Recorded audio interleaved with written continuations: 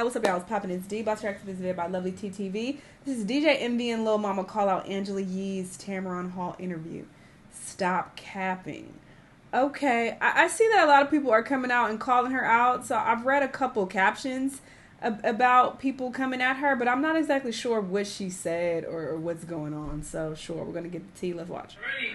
Y'all get ready? Yes, you go. Hey, tea sippers. I hope you guys are doing good. Anyways, y'all, looks like some drama it might be brewing with the Breakfast Club. So if you guys don't know, Angela Yee went on to the Tamron Hall show yesterday. And I ended up watching the full episode. I thought it was pretty interesting. But a particular segment from that episode is making its rounds around social media.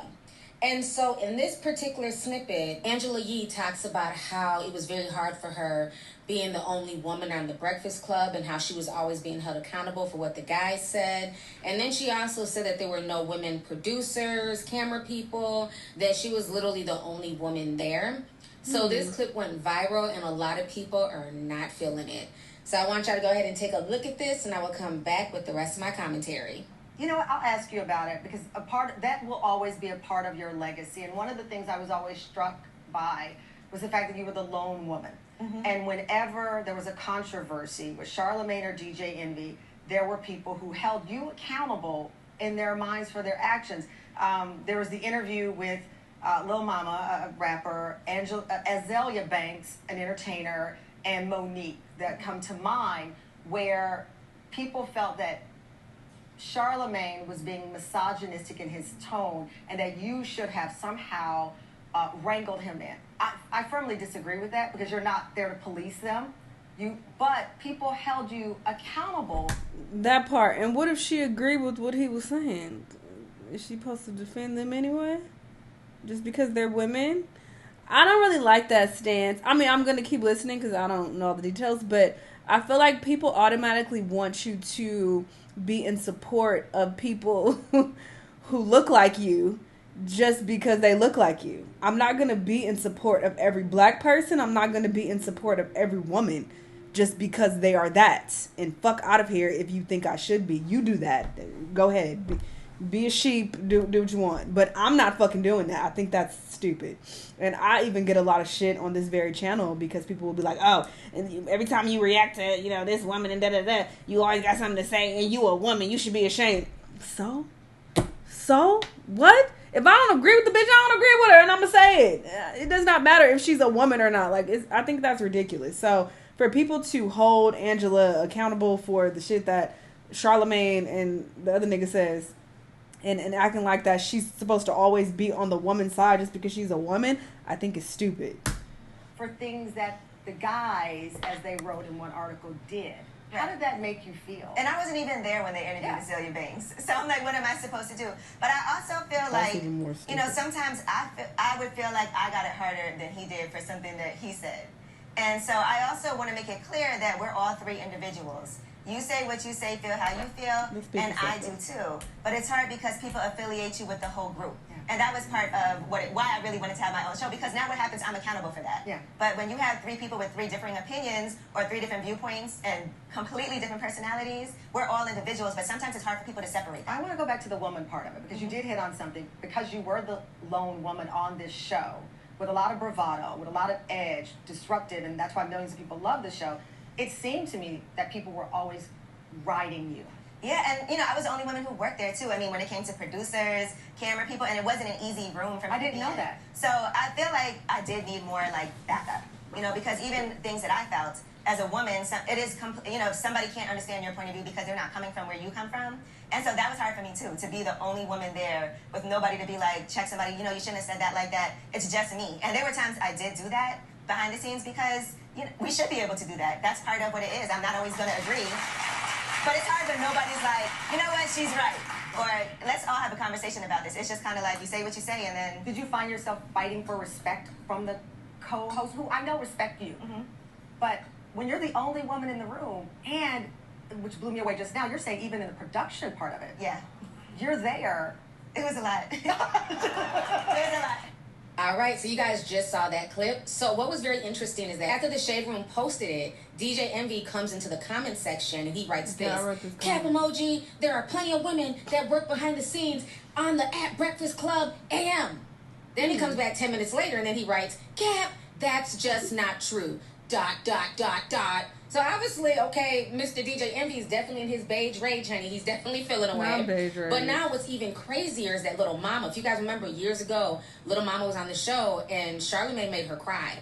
And so Little Mama came on and she said this. Oh, please. She's up there playing foul games too. She helped make multiple women of color especially feel like the only women in that room numerous times. Rock throwing, hand hiding bitch. Laughing face emoji, laughing face emoji, laughing face emoji. So Little Mama was not here for, you know, the throwing rocks and hiding the hands. She was not feeling it. So for me, I was very curious as to what has Angela Yee been up to since... Girl, but in your case, nobody agreed with what you did, girl. You looked stupid and you was on some bullshit. I'm sure she's referring to that situation when she got on that damn stage and fucked up Jay-Z and Alicia Keys' performance. You want her to take a few, but it could be other shit that she's talking about. Because honestly, I never watched The Breakfast Club. I reacted to some clips about it on YouTube, but that's about it.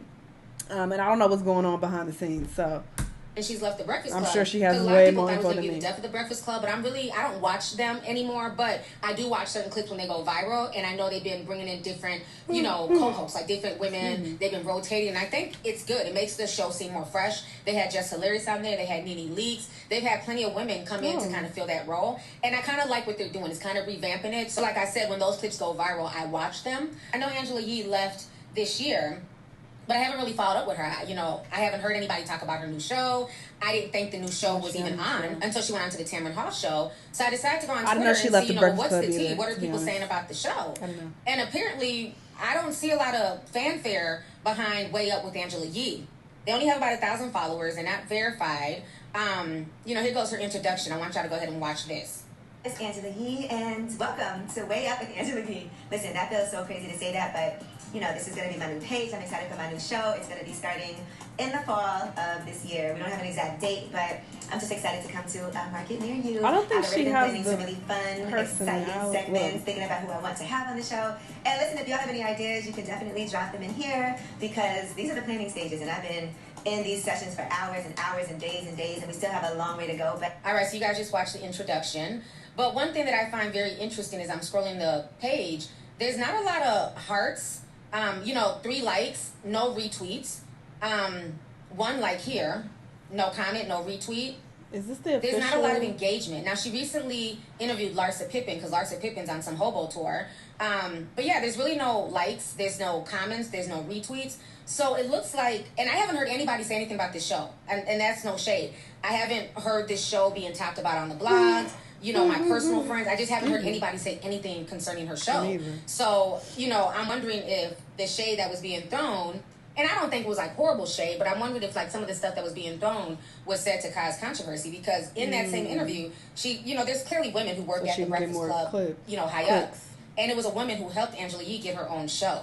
So for her to say that there's no women there, I do believe DJ Envy, because I know for a fact there are women who do work at the Breakfast Club and who are in high positions. So I found that very interesting. Now, as far as what Little Mama is saying, I do agree with her that Angela Yee definitely played a lot of games when it came to like the interviews. Now, I will say this. I think the breakdown of the Breakfast Club happened 3 years ago with the whole Gucci Mane interview. When Charlamagne went to go interview Gucci Mane on his own, a lot of people suspected at that point Charlamagne would be doing his own thing, getting his own show. And remember, Gucci Mane really went in on Angela Yee and DJ Envy, you know, calling them out their name, and Charlamagne really didn't, you know, rebuttal. He didn't take up for his co-workers as he should have, and that caused a really big issue for Angela Yee and Charlamagne. They even, she ended up unfollowing him. It was that bad. So y'all go ahead and check this clip out really quick. People gonna see this and be like, he must be banned, because why he not in the why he not in the studio? But for the record, he's not banned. I don't even know where that came from. It came from that punk ass bitch, man. And DJ Envy, he's a pussy too. Envy did it too? Envy's pussy, man. Pussy. You scared when he been scared to come. You know he's scared. Where he at? I didn't know he was supposed to be here. He wasn't gonna come. He wasn't gonna come because the day they did that People's Court thing and you wasn't there. He was there. Him and the girl, whatever. So he ain't had the nuts to come out. He did that. I knew. I was gonna front him too. All right, so you guys just saw that clip. Now, I will say this. I don't think it's fair to put what men do on women. I don't think it's a woman's job to corral grown men back. It's not her job to play their mother, and you shouldn't say that. And these are grown men. Whatever comes out their mouth, they're responsible for. You know, I remember during the whole Will Smith slap, a lot of people felt like, well, Jada should have got up there. She should have got her man. You know, while maybe she should have talked to him when she felt like he was getting ready to go up there, like, no, just chill. But, you know, if he chose to go up there and go slap another grown man, that is on Will Smith. Would it have been nice if she'd been like, no, honey, it's not that serious. We can deal with it another time. Okay, cool. But if she chose not to do that, that's fine too. That is on Will Smith. And I don't like this mentality, like every time a man does something, somehow it falls back on a woman, and that a grown woman is responsible for the actions and the words that come out of Charlamagne or DJ Envy's mouth. Because when she has opinions on stuff, nobody says, well, why didn't Charlamagne and DJ Envy say anything? Nobody would say that. Mm-hmm. So why is she responsible for the words that come, or the actions that they portray on that show? And let's keep it real. With political correctness, that show has toned all the way down. And I think, you know, it's kind of disingenuous to go back to clips from 10 years ago. Because 10 years ago on social media was a totally different place. And to now use that against her. Because there's a lot of things that you could say and do. Was it distasteful? Was it misogynistic? Of course. But there was a lot of leeway back then. That the things that he did 10 years ago, his antics, he would never be able to get away with now. Hence why a lot of people say that the show is boring, it's dry, you know, they're not keeping it as real, they're walking on eggshells. Because again, we live in a culture where everybody's offended by everything.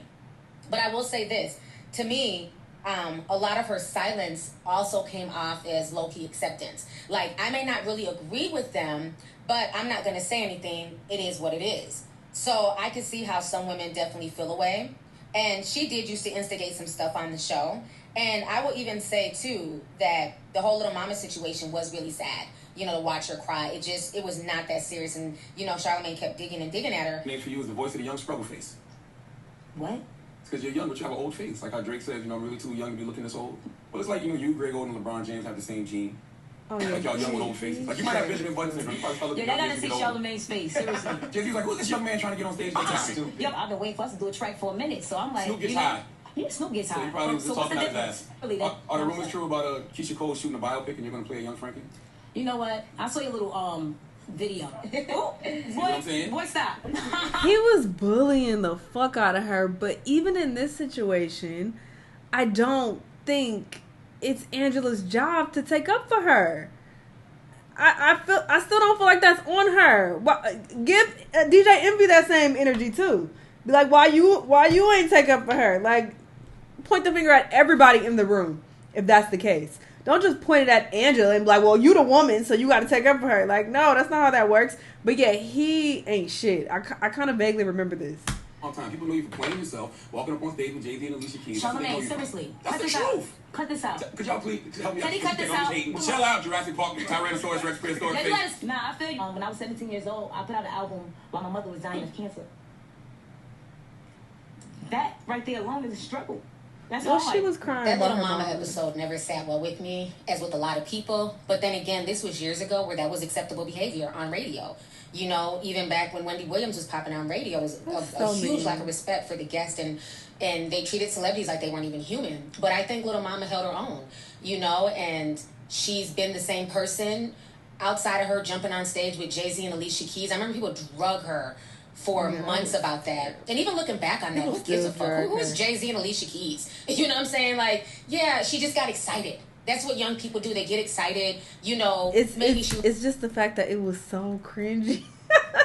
Like, this is the worst secondhand embarrassment. Look back on it, she wouldn't have did it. But she caught a lot of flack for that. She really did. And I think since then, she's done good things. She's acting. She's been on reality television. I can't So Little Mama will be all right. But I definitely understand her still being hurt and being frustrated. Because in that interview, you know, Angela Yee wasn't really helping her out, wasn't giving her a way out. Even when she was saying, like, hey, you know, like, can we stop? Can you stop clowning me? It's like nobody was coming to her defense and saying, okay, Charlamagne, chill. Okay, cool. We got it. You got the jokes. It started to just be straight bullying. But one person did take it for Little Mama, and respect to Beanie Siegel. You know what I'm saying? Because he checked Charlamagne to his face, and Charlamagne, you know, didn't have that same energy with Beanie. But see, you're a bad little girl, little mama, until she cried. That's what you do. Coward. Well, me and you talking to each other now. I tell you that I think you're a hypocrite. You can think what you want. And I think you be coming off as a hater sometimes. You can think what you want, Fred. So now, what's next? I can say I think you're a bitch. You let Fredro start and check you, but you made that little girl cry. They make her cry. Yes, you did.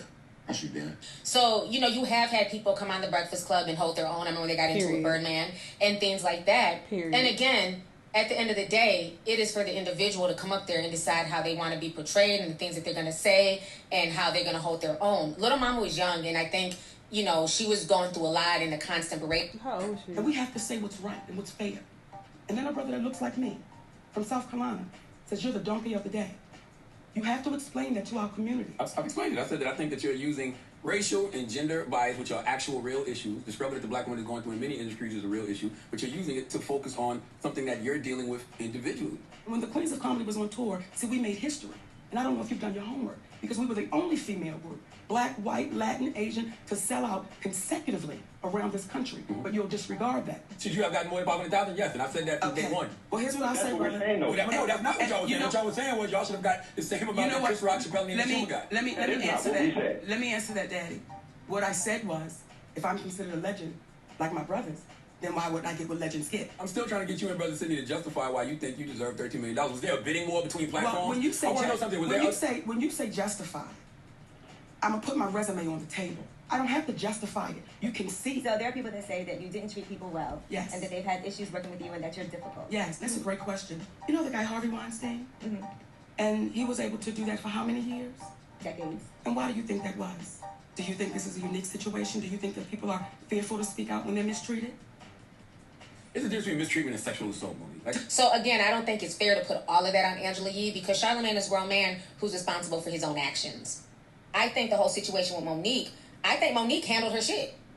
To me, it was tit for tat. Charlamagne was saying some things, he wasn't as respectful, but Monique handled her shit as a grown woman, and that's just what it is. When people are bantering with you and saying little slick shit, that's your job to defend yourself. You know what I'm saying? I think as a grown woman, Monique handled Charlamagne and put him in his place like a mother in the correct way. She didn't call him out his name. You know, she just basically stated her point. They didn't get along. She ended up leaving. It is what it is. But I feel like a lot of times Angela Yee gets heat because she's an easy target. See, a lot of people, well, I would say I always find it interesting when women want the same grace that they're unwilling to give other women. How many women have K. Michelle put hands on, threw water on, hit in the face with flowers, talked about other women's looks and other women's bodies, even got into it with a blogger and was talking about her body and her vagina. So it's like K. Michelle can dish it, but then she can't take it. But take your ass home because I don't want to get slapped on my fucking forehead with that one-sided ass pussy. With that one-sided ass pussy. But now it's Angela Yee's job to cape for K. Michelle. No, the type of energy that you want, you need to put that type of energy out there. If you're worth somebody feeling like you're a cool person and, you know, you treat others with respect, people are going to be more likely to go to bat for you and have your back. But if you're just as disrespectful and wild, you know what I'm saying, and you have no respect for other women, then you can't then expect a woman that you don't even have a personal relationship with to fly off the handles for you. And that's just being realistic. Yeah, I agree with that. Mano was still talking about her boxing. K. Michelle was talking about suing him. You know what I'm saying? So where's all the smoke for Mano? Who's been perpetuating this situation for years? It's like outlets, including Angela Yee. Did she say Lovely T? Did she give me any props, any credit? No. She said a source close to Cardi B. They all said a source close to Cardi B. So most of these, the media outlets, they're very cliquish and they're full of shit. Okay. Oh, I got super bright in here. Sorry about that, y'all. Yeah, I feel like everybody should be responsible for themselves. Everybody's grown, so I don't think it's fair to put that on Angela. But at the same time, Angela does seem like she's trying to victimize herself and being like, well, I was the only woman there and no one could back me up and da-da-da. But they just like, nah, there were women working. What are you talking about? That's cap. She might just be trying to stir up some controversy for her little show that she got. I had no idea that she had a show at all. I don't think she was that interested on the Breakfast Club, to be honest. When I have watched clips that, you know, stick out, that went viral, it had nothing to do with her. It was Charlamagne or sometimes DJ Envy. So it's real odd that she would try to get her own show and leave the Breakfast Club. Don't know what that's about, but sure. Anyway, y'all let me know what y'all think, though. Let me know what other videos you want to watch, and I'll see you on the next one. Bye!